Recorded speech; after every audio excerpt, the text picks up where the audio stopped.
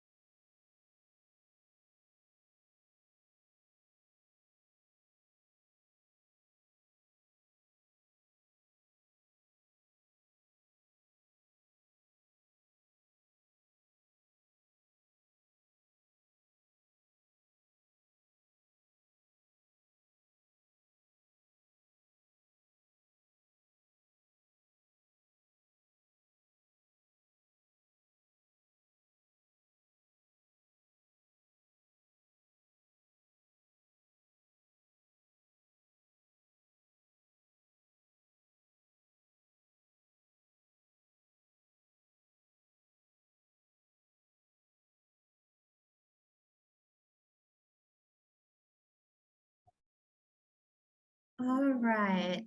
Do we think Brian has the attendance kind of wavered a little bit? Do we think he can start? Yeah. Okay. Well, welcome everyone to our virtual business meeting for CEHO. My name is Jeannie Hopper. I'm our current CEHO president, and I also serve as the director of residential education at Louisiana State University. And I'm excited to see you guys all here today. Okay, I'm gonna put, I put an order of business into our chat so you can kind of see where we're going today and an outline of what we're going to be talking about this hour together. But this is really an informal meeting. We're still having our official business meeting at the CEHO conference, which I'm told that CEHO conference is in 24 days. I'm not ready, but I'm so excited.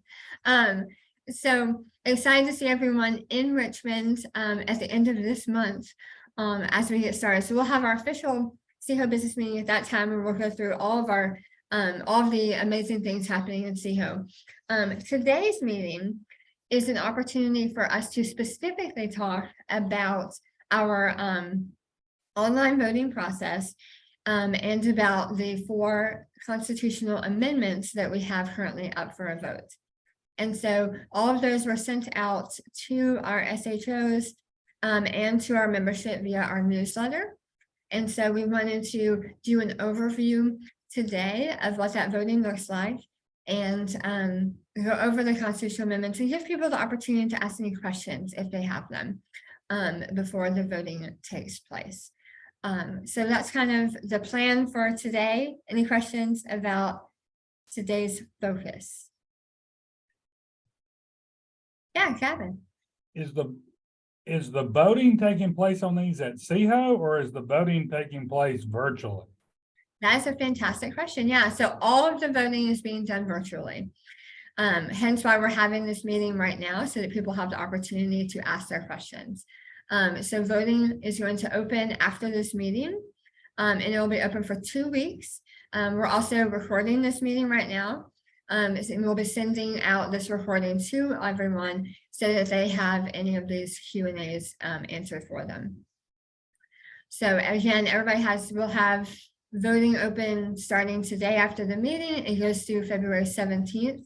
So we do encourage you to not immediately jump off this call and to go ahead and start voting, but to really stop, review all the materials, talk to your institution, and then vote anytime between now and the 17th of February. And it will, yeah, so everything is combined this year. And I guess I'll go into that. So the next thing I want to do is kind of talk about the online voting process. But this year we have combined the election voting, which has been virtual for the last several years, with the constitutional amendments. And so since we had people in there voting anyway, we figured it'd be a great opportunity for people to go ahead and vote on the constitutional amendments at that time. So when you go into vote, you'll see first the election slate. So you'll make your normal votes for who you are choosing for elections. And then after that, there will be voting for the constitutional amendments.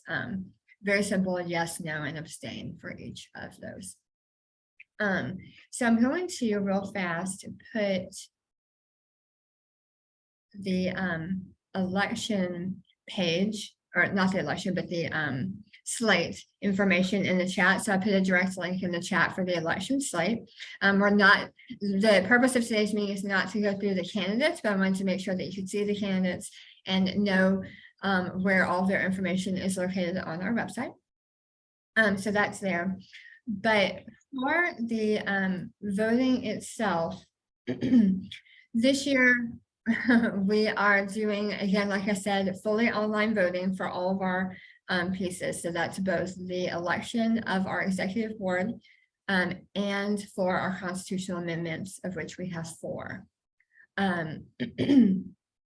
Each CHO institution receives 1 vote. So if there are 10 people on this phone call from the University of Tennessee, the University of Tennessee still only receives 1 vote.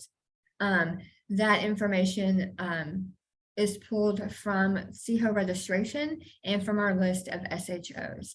And so we have a list of senior housing officers, and all of those people are receiving the link to vote.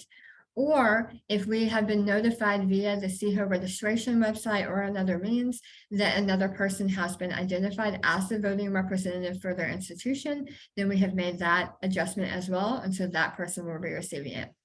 For example, I am not the executive director of housing at LSU, but I am our voting member for LSU. And so that information will come to me as opposed to our executive director. So if you're in that type of situation, we simply need to know that. But if you are listed on your CHO registration as the voting member, then you are the one who will be receiving this. And we have double checked all of that. So just in case we had some entry-level professionals who said, oh, I'm the voting member, we did double check it and made sure that that was accurate. And we're using the same process that we have for the past several years. So Steve Kluver, our amazing volunteer at, he's at University of Florida, right? Am I making that up? No, Florida State? Florida State. Okay, thank you guys. Sorry, Steve, if you're on here. But he's wonderful, and he has volunteered once again to help lead us through the voting process. And so he is there setting all of this up in the background. So I've seen our ballot, it looks great. And he'll be sending that out to everyone after this meeting this afternoon. Reminder with that, so since we have 2 different things that we're voting on our ballot, I do want to remind everyone that executive board positions are elected by a simple majority of the votes that are cast. Okay, so out of the number of votes that are cast, as long as there's a simple majority, our executive board positions will be elected. For a constitutional amendment, we need a 2/3 majority of the votes cast. Does that make sense? Yes, okay. So it's 2 different thresholds that we're looking for within these votes. And again, how you vote is entirely up to you, but we want to put it out there from CHO that we do encourage the voting members for each institution to talk to the rest of their departments, make sure that they are representing the full voice of their institution with their votes. So again, take a minute, review it with the people on your campus and make sure that you are voting with your full institution in mind and not just yourselves. But I think that's it for a quick overview of the actual voting process. Do we have any questions about that?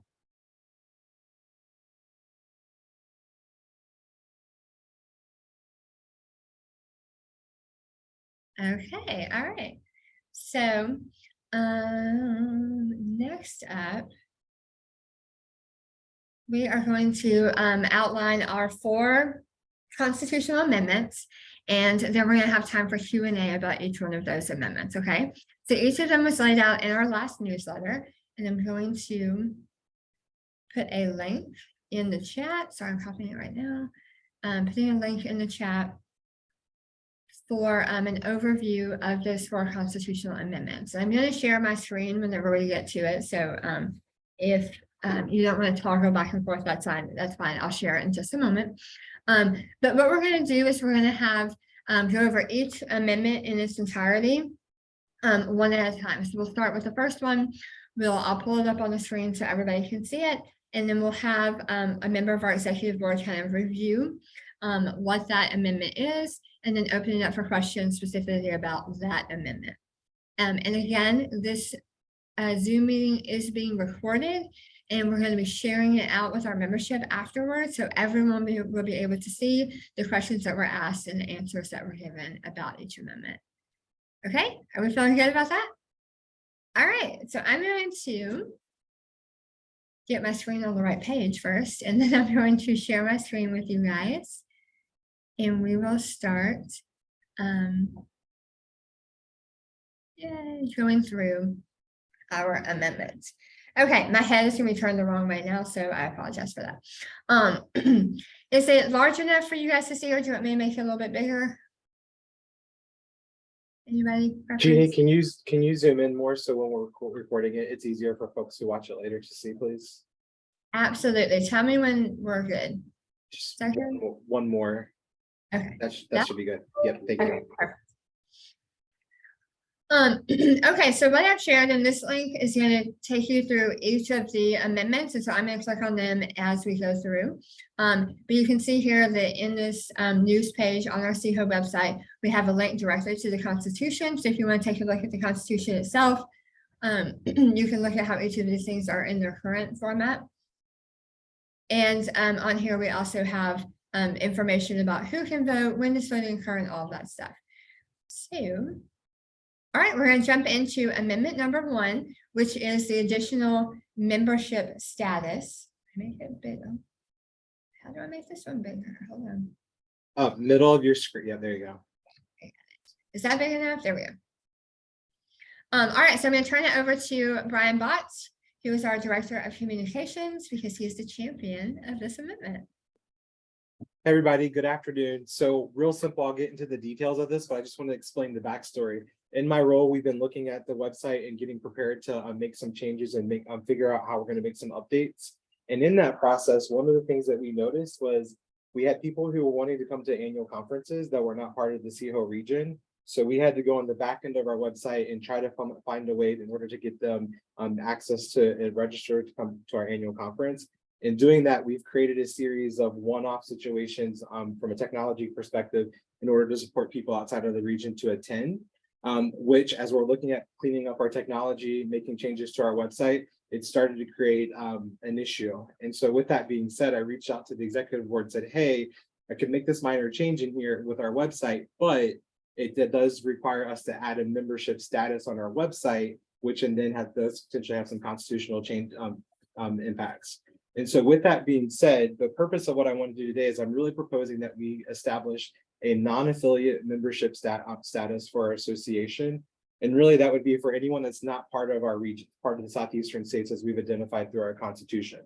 And specifically through that, it would be those individuals would not be able to serve on a committee, be elected to office, receive support through our grants, our financial assistance, any of those pieces, or attend a CUI sponsored events on behalf of CHO, or to be eligible to attend CHO's regional relay, if you will. And so basically all I'm trying to say is we're in practice, we are already letting folks come to our association and participate in our annual conference. but we do not have, Jeannie, can you scroll down for them as well, please? Awesome.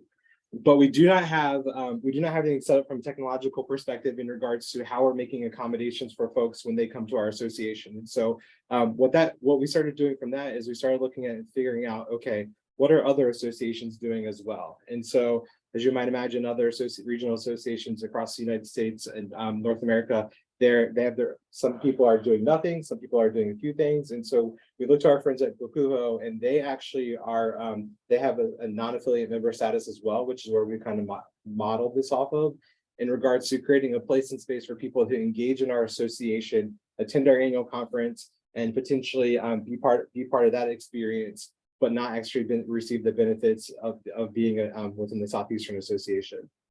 Furthermore, the other piece with this non-affiliate piece where it comes into play as well, as we are trying to increase in placement or bringing placement back into the CIHO annual conference experience, we've identified that there are employers from other states outside of the CIHO region who want to come recruit. And so with that as well, it requires us to create a membership status on our website in order to give people access to post jobs, to look at candidates and such. And so truly, this is an administrative thing that we as an association are already doing. We just don't have it aligned in our constitution or our business practices in order for us to clean up how we do the work that we do to make it efficient and effective for record keeping and really just process orientation, if you will. So I believe that's it, Jeannie. What Jeannie dropped in the chat and what's in the newsletter as well, you have the one-page document that's an overview, and then you can also, at the end of that document, there's a link specifically where I provide a rationale where you can see language there if you would see what the amendment would look like in regards to the current constitution, if you will. But that's where we're at right now. It's truly from a functional perspective. So I'd happy to entertain any questions, comments. It's okay, I said that, Jeannie. I just assumed that's where you want me to go. So That was perfect. It's now time Awesome. for questions. Yeah, so you can raise your hand, or you can just unmute yourself and ask, or you can throw something into the chat.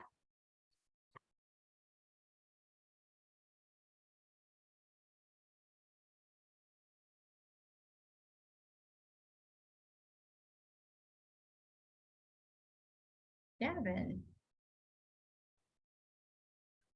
hey, Gavin. Oh, sorry. Hey, think it makes a lot of sense, especially as you explain it. I guess one of the questions around, I think this would be a conference decision down the road, but like affiliate members attending things like placement, is that a cost to them differently than those that are affiliated with CIHO? But I would think this would allow that discussion to be reviewed down the road and not, I don't think it needs to be in this amendment, but just want to get some clarity there. Yeah, that's a great question, Gavin. So specifically thinking about our website, so in the sense of how we manage and use that to operate from, by having a non-affiliate member status, that does set us up where we could potentially charge not people that aren't part of the CIHO region more money for placement, or if there are other conference experiences that we have or that they're coming to attend, it could set us up where we could have a premium or an additional rate that they're paying to supplement that experience because they're not part of the region. But right now, without that, it truly is a one-off where there's a lot of manual work behind that. And so that this could, in short, help us get to a place where we have that future conversation depending upon the size of placement in the future years or other things that we've not identified today, where we may want to have a price differentiation between CIHO institutions and those who are not part of CIHO.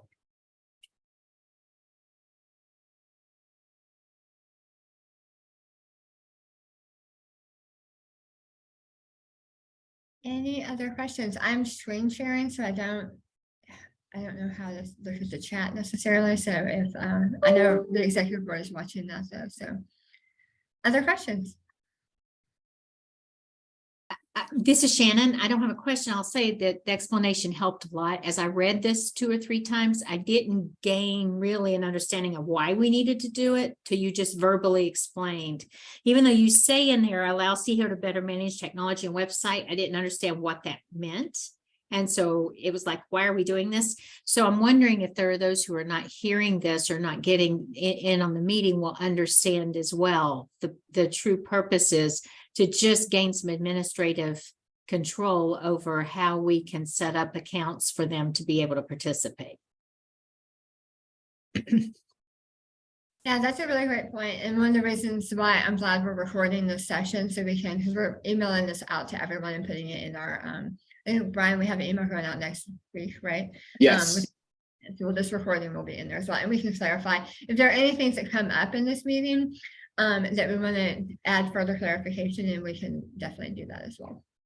And Shannon, thank you for that. I know the e-board has heard me and probably nauseam where I've talked about the website and the technical things that we need to change and amend. And so thank you for calling that out as well, because I do think there's a lot of in the weed things that we've been working on. So I appreciate that. And thank you.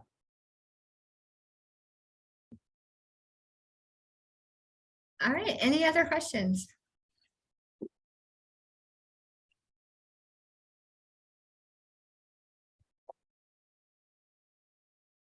Wonderful. Okay, so thank you so much, Brian, for taking us through our first amendment.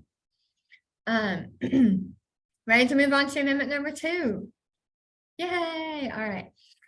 This one is a cleanup of the language regarding the treasurer-elect position in our Constitution. So let me make this bigger for everyone. All right, so Dee Allard is joining us from the phone. She pulled over in her car. Dee is the champion for this amendment. So I'm going to turn it over to her. Dee, if you need me to jump in, I'm ready to do so, okay? Fantastic. Thank you, Jeannie. So hello, everyone. Just letting you know that as we were reviewing the Constitution and looking at the elected positions for this year, recognizing in the Constitution, we just haven't kept up with what we've been doing the last couple of years, that we had the treasurer-elect position still under the treasurer role, and just essentially just needing to divide that out distinctly within the Constitution itself. So this amendment speaks to that, adding specifically the treasurer-elect position and what their responsibilities are within the organization. So you'll be able to see those details there in the written comments. And so if you have questions, please let me know. We didn't add anything to the responsibilities aside from connecting with the treasurer, of course, but just making those roles more distinct. And I turn it back over to Jeannie. All right, thank you. So I'm trying to scroll through this slowly for our friends and for our recording, but basically it's showing what we were pulled out of the current treasurer position, and then we'll be moving down to a new treasurer-elect item in the Constitution. So this is the part of the Constitution where all of the executive board members are listed, and we're simply pulling treasurer-elect out to have its own bullet. And then we would renumber the remaining positions. All right, so turning it over for any questions.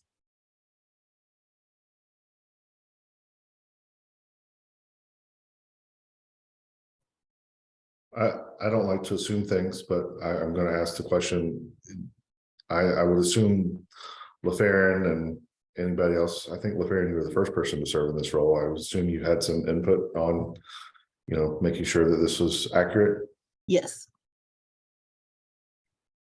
That is actually a fantastic question, Ben, because I completely forgot to say that in order for the amendments to have gotten to this point, they have already been voted on by the governing council, and the governing council approved them to now be up for vote for full membership.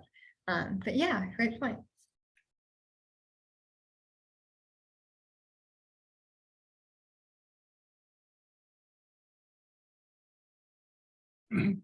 Jeannie, does it say somewhere else that it's a voting member? Is that a different section of the Constitution? Because I think it still maintains the treasurer-elect is still a voting member, if I remember correctly.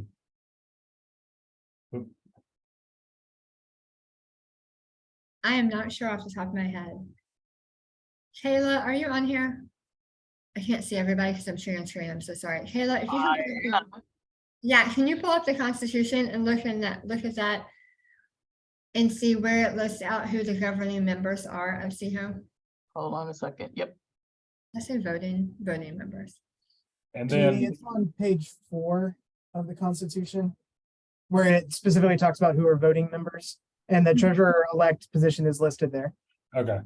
Okay, I And couldn't then- come off mute, but when I was in my elect role, I was a voting member. I didn't think it had gotten moved or deleted anywhere, and I think I was just trying to clarify when looking at it. And then the first sentence of the treasurer-elect.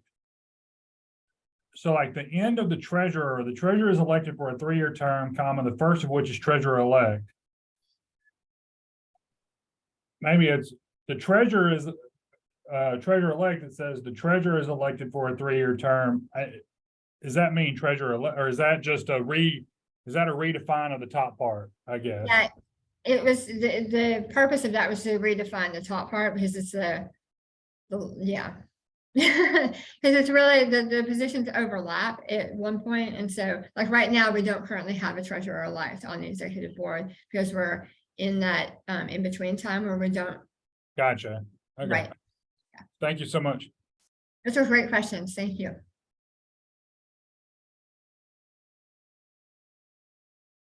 Any other questions on this one? I know that in the 10-year plan, we kind of have it lined out, that's. It doesn't include any vacancies that might occur, off cycle. But have we, or I would assume we plan to update it to reflect this kind of change, because I think it does kind of affect that plan in general. Yeah, that's also a great question, and that 10-year plan is so important. But yes, the treasurer-elect timeline has been added to the 10-year plan in the leadership manual, is what Ben's referring to. Excellent clarification.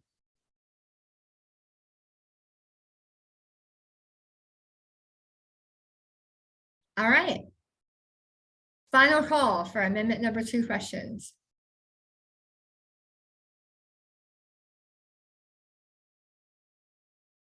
All right, thank you so much, and thank you, Dee, for pulling over to the side of the road to advocate for your amendment. Okay, so heading into our next 2 amendments are renames for 2 of our current CEHO committees. And so April Barnes, who is our director of committees right now, is going to hop on and she's going to take us through the amendments. But I do want to clarify before I click on these that the only thing related to the committee that's in the Constitution is the actual name itself. There's nothing written in the Constitution about what those committees do. That information is found in our leadership manual, which is an internal document for the governing council to use. But for the purposes of today and for this voting that's going to happen over the next 2 weeks, we are simply voting on the name change itself. And we'll discuss as April goes through it, what that means for the committee itself and their operations. So, all right, let me make it bigger again. All right, and we're starting off with Graduate Issues and Involvement Committee. So, April. Thank you so much, Jeannie, and good afternoon, everyone. It's so great to see everybody. We are proposing that the name of the Graduate Issues and Involvement Committee is changed to Engagement and Outreach Committee. This is to really help our membership. This has evolved over the years, just like Dee had kind of said, we're now catching things up. And it really intends to capture the scope of what the committee is doing. And this really defines and is more in line with what the committee is doing and really encompasses the vision of the committee. So there's not a whole lot to it, but a name change to hopefully make sure that people who are interested in volunteering and getting into the right committee can make some assumptions by the name of the committee. So any questions about this?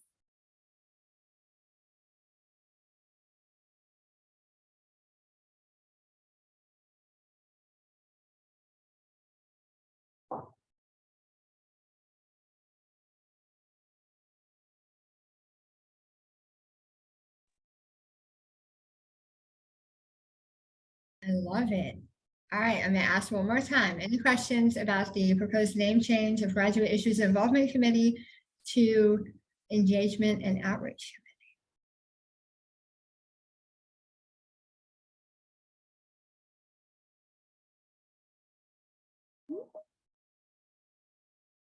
Okay, wonderful. Thank you so much.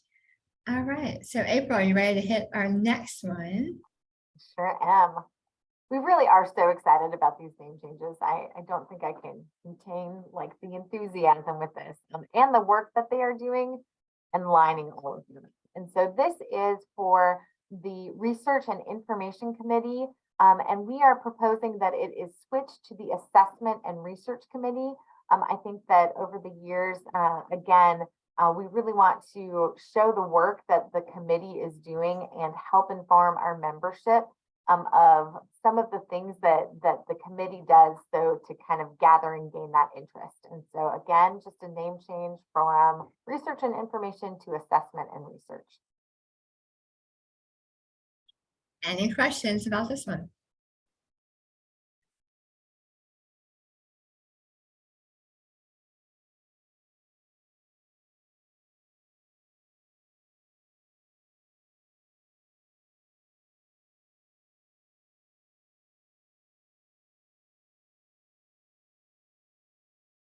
All right, last call for questions.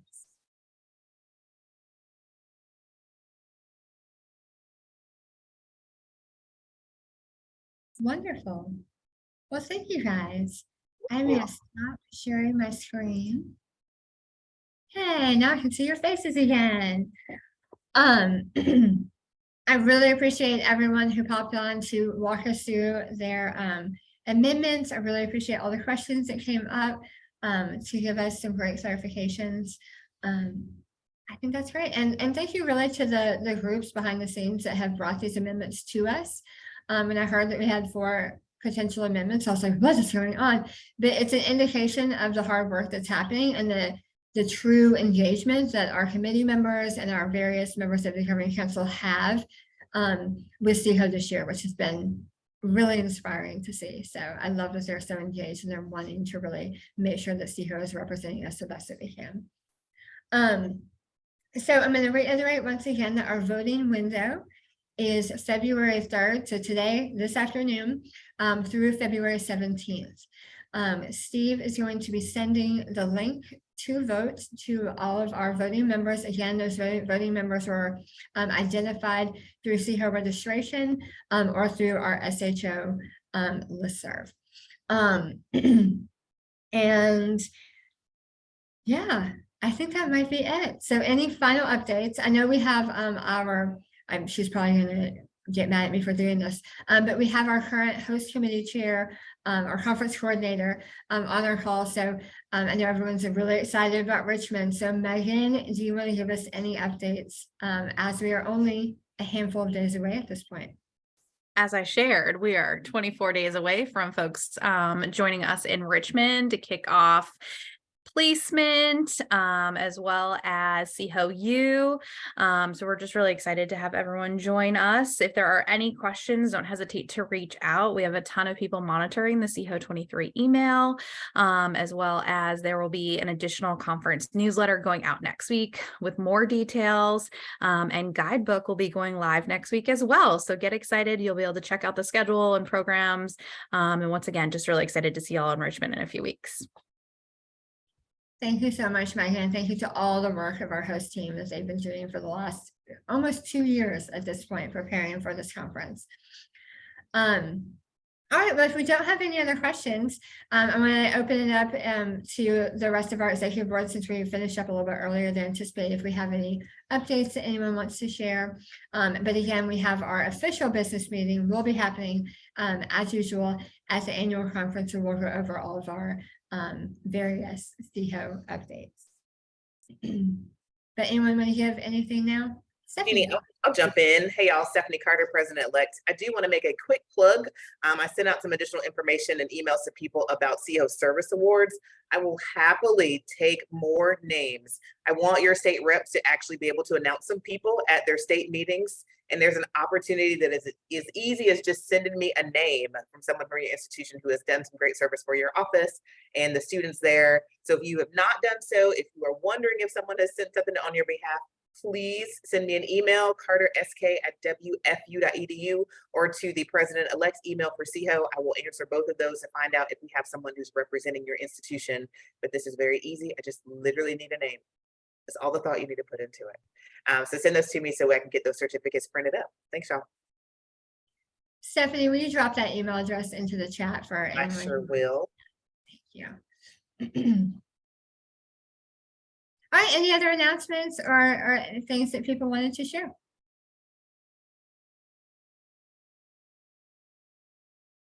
Awesome. We have some really great things that are happening at our conference this year. I'm very excited to see everyone there.